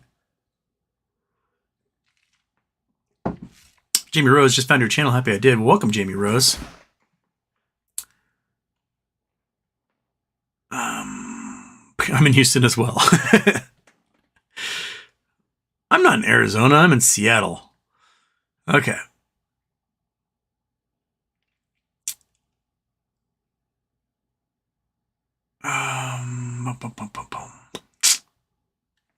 Paratarian. So I met a beautiful Spanish girl the other day. Taught me a weird phrase. Have you heard of it? I have Africa.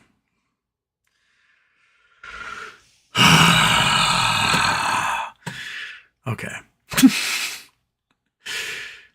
Everyone ready? Ay, of Africa.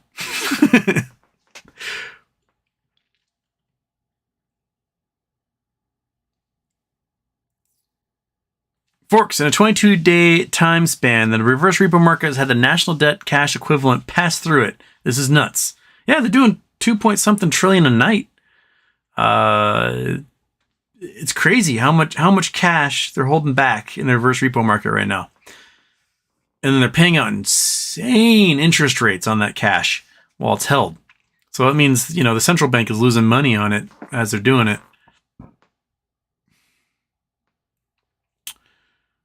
Okay.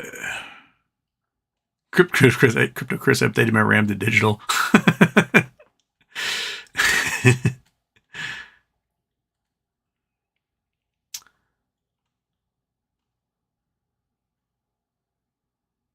Ted Tremendous. Hey, Houston, I'm in SoCal. My allergies suck. Is this place a smog, dusty wasteland? Yeah. The air quality is better than it used to be. I'm only affected by tree pollen mostly, so I'm okay in California because, the trees are all dying constantly. But up here, oh, dude, if MOAS hits and I have the ability to leave this place every March and April, I am gone. I will go Monkey Butt and I will go somewhere else in the world, and I can avoid cedar pollen and just enjoy those 2 months somewhere. I love being in California in March, April, especially if there's super bloom happening in the desert. That's a great place to go.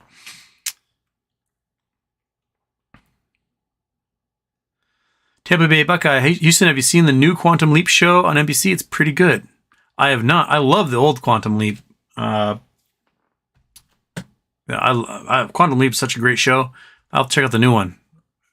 Can I see it on Peacock? Because I don't have normal television networks, but my internet gives me Peacock, and I can watch it on there.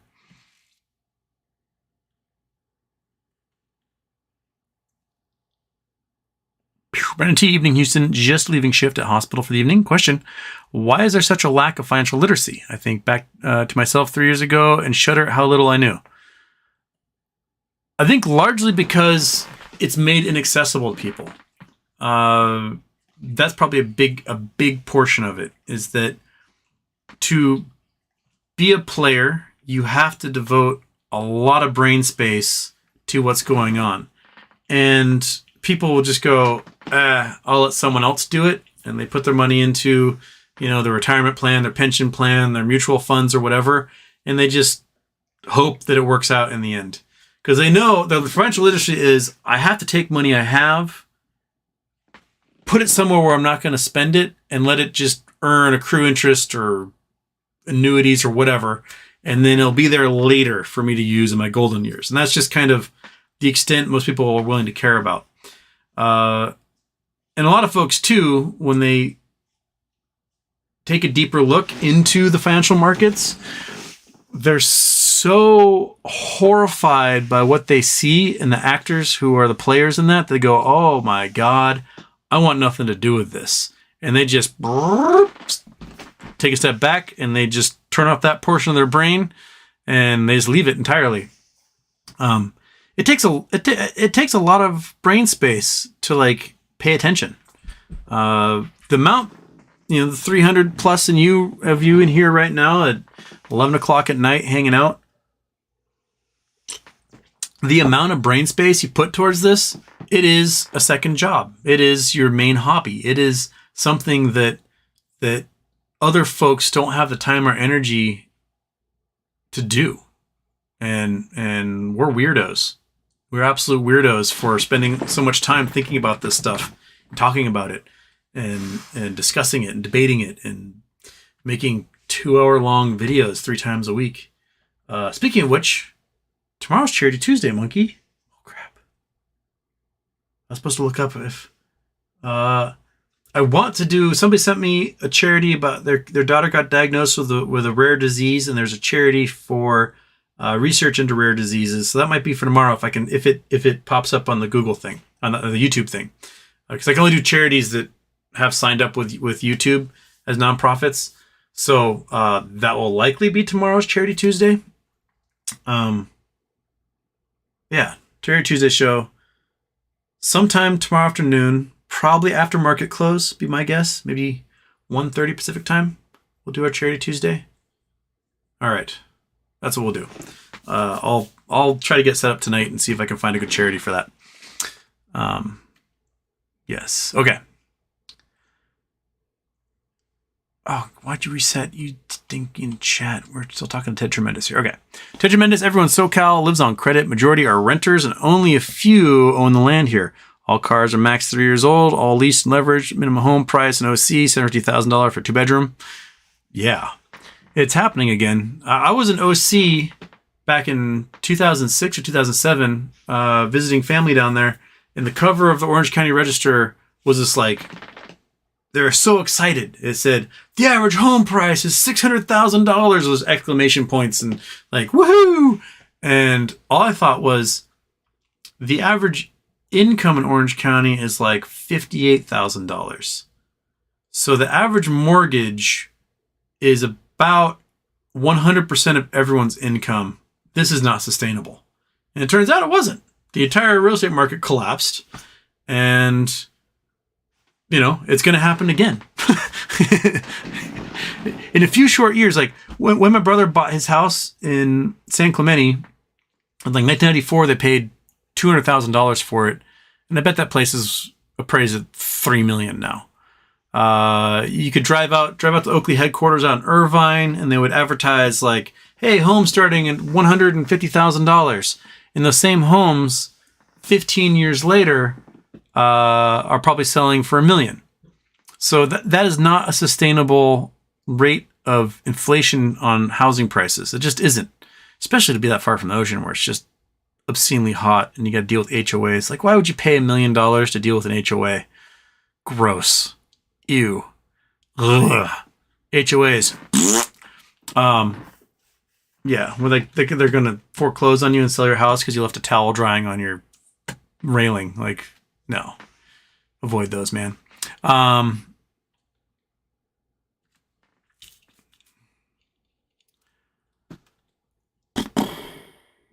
Westwind, Houston, what platform shows stock history further back than 5 years? Well, they'll show further back than 5 years on if you just Google search it. You hit 5 years, you hit max, and it'll go back further. Just a lot of the ETFs that people want us to search, they started like in 2014, 2016, 2019. So it'll just show from when they started and on. Anthony G. Houston, are you stacking silver? I've got silver, mostly in scrap form right now, or in giant buckets of diluted nitric acid that if I need to, I just throw a bunch of non-iodized salt in there and pull my silver out. So, but I don't really have any bars or anything at the moment. It's all going to take a lot of work to get it out. Hoshi Gaming, Houston was the most crackhead theory about anything you've ever heard you think could be true. The weirder the better.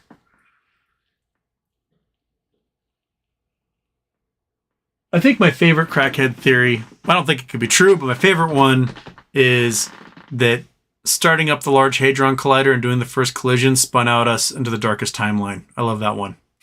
That we are all just the evil goateed versions of ourselves, and we're stuck in the darkest timeline experiencing life in the worst way possible because of the Large Hadron Collider. I like the lady. There's a Russian astrologer who sued NASA for like $1 trillion because she said that the Deep Impact mission, which was where they took an 800-pound copper slug and slammed it into a comet to see what the comet was made of, that it affected everybody's astrological signs and had changed the course of their lives. I love that one simply because a few years earlier no one had heard of the comet that they slammed it into. So how are you supposed to predict people's astrological futures if you don't even know the thing exists?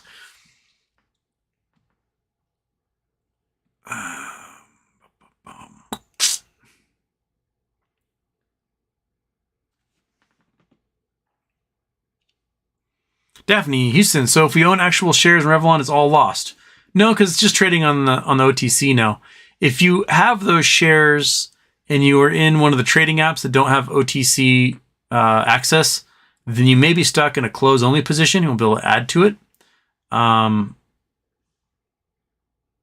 But we'll have to see what happens with that court case between Citibank and the Revlon creditors to really, I think, get an idea of what's going to happen.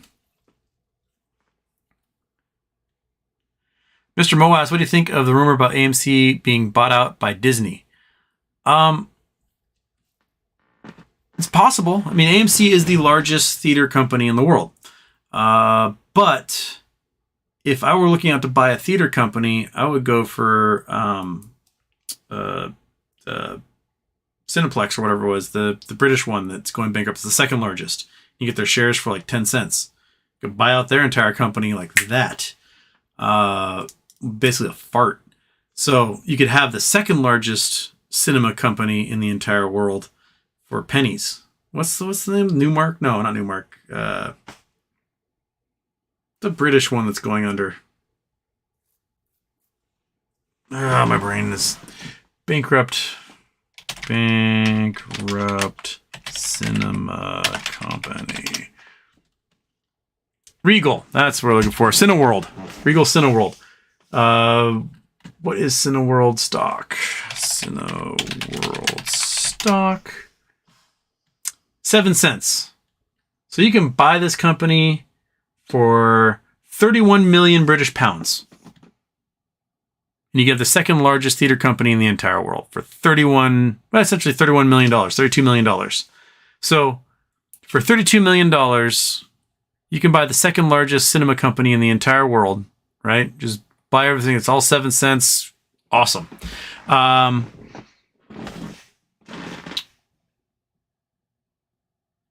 Or you can spend like 14 billion, 10 billion and buy AMC.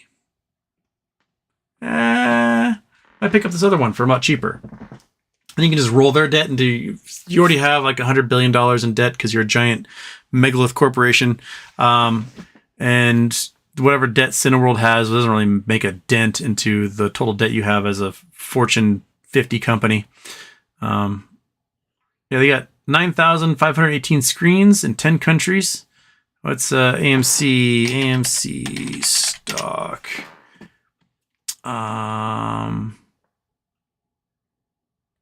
They have 10,000 fewer employees for AMC than they do for Cineworld.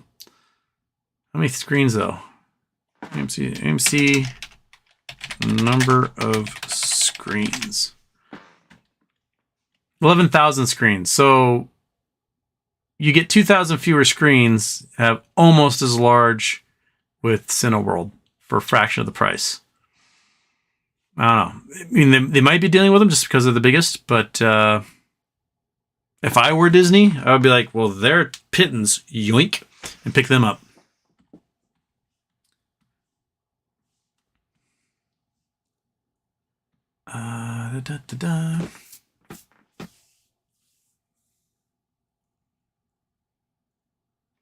Mark Sloan, my GME stocks were corrected by TD in Canada to a dividend split, so should T plus 90 not still be in play for GME to MOAS? Interesting. I don't know. I don't know if it makes a difference for the Canadians or if it makes a difference for the American markets to treat it that way. That's a good question.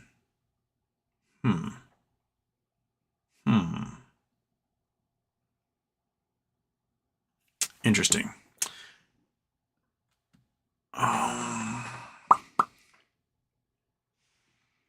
Toma, hell yeah, Killer Mike, you are indeed a man of culture as well.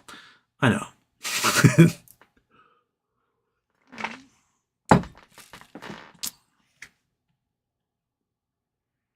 Crypto Chris, I'm seeing Revlon already on the OTC market pink sheet. It's showing $1.37 per share. That's it was up $5 before, or $4.90 or whatever before going to pink sheets. So yeah, my Revlon calls right now are worth essentially zero. All right, 11:22. Oh god, I'm still an hour behind. Okay. Oh my goodness. Oh, so we got Joseph Mazurins typing balls over and over again. All right, Joseph Mazurins. Okay. Thank you, Daphne, for hiding the balls guy. Balls. All right. So I scrolled down towards the bottom, and I'm sorry if I skipped some of the stuff in the middle, but I got to do some more house cleaning. Someone's going to come look at a room tomorrow, and I got to make sure it's nice for them. Walt Chavaria, Houston, how do you feel when you want to make a sandwich and the ketchup, mayo, and mustard don't spray right? My biggest problem is that I go out and I buy the big jumbo bottles of ketchup, mayo, or mustard, and by the time I get to use them, there's like this much left in the bottom. I'm like, what the it's been like 4 days. Where did you use it all? And then no one ever replenishes it. They expect me to go out and buy some more. That's the annoying part. Like I made a burger today, and it's like with what was left of the ketchup, and that's just. If you're gonna use it, go out and replenish some, man. Do me a solid. Oh, James Mercer's from the Shins. The Shins are all right.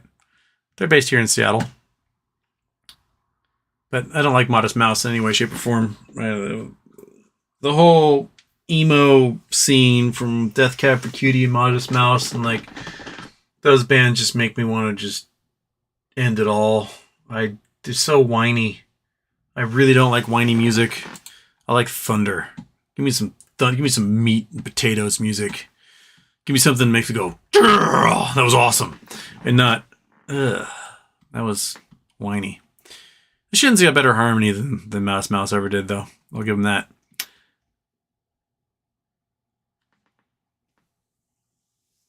Guitar Dude, did you see this fact floating around that every year the Philadelphia Phillies win the World Series, there's a market crash? It gets up there with every single time there has been a 7-run come from behind playoff victory, there's been a market crash. So it was 29, 08, and this year by the Mariners. So the Mariners may have been the harbinger of that first, but if the Phillies win the World Series, then we all know for sure that, that black cat is walking in front of us, a mirror shattered in front of us, we walked under a ladder. It's just all the omens and portenses you could possibly need.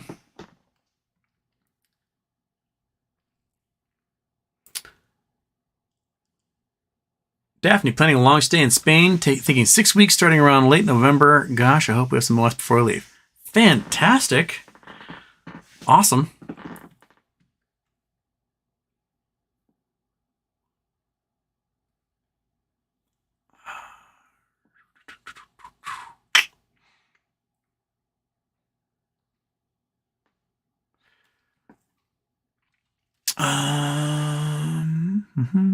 Talking about Spain, going to Madrid, going wherever. Awesome. Fantastic.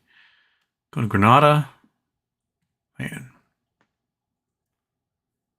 West Wind, shaking paint. Maybe this genius kid will invent something better than Vanta Black. Vanta Black is pretty incredible. I would love to actually see it in person. I've only ever seen the photographs, and I want to experience Vanta Black in person. If you guys know what Vanta Black is, it's the blackest of black. It absorbs 99.9% of light, and it's just doesn't reflect anything. It just looks like a void. I think it's awesome. That is heavy metal right there.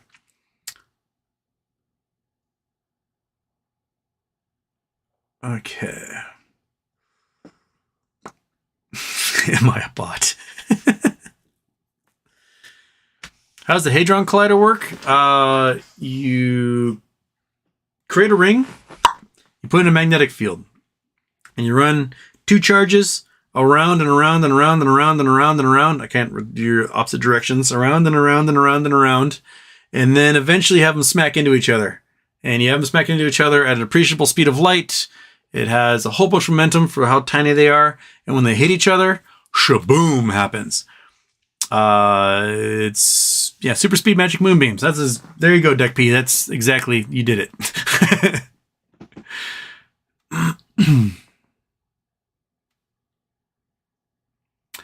Well, Chevalier, Mr. Wade, if you have to pick someone in this community that can get parity and neutral approach to everyone, mind? Who would that be? My opinion is you. Neutral approach? Is that what I'm looking for? I like list. I know they do lots of technical analysis, which is not at all my forte or field in any way. But I like Rocky Outcrop and Jamie from Trade Spotting. I love listening to those dudes. I don't know if it's the accents, or they have epic rants as well. But I like those guys. They're sensible. They got a good heart. They wear their emotions on their sleeve, and there's no. I don't think I get any false pretenses from those dudes. I love them, and hopefully I can get them on here. I've been nudging them to see if they want to come by, and yeah.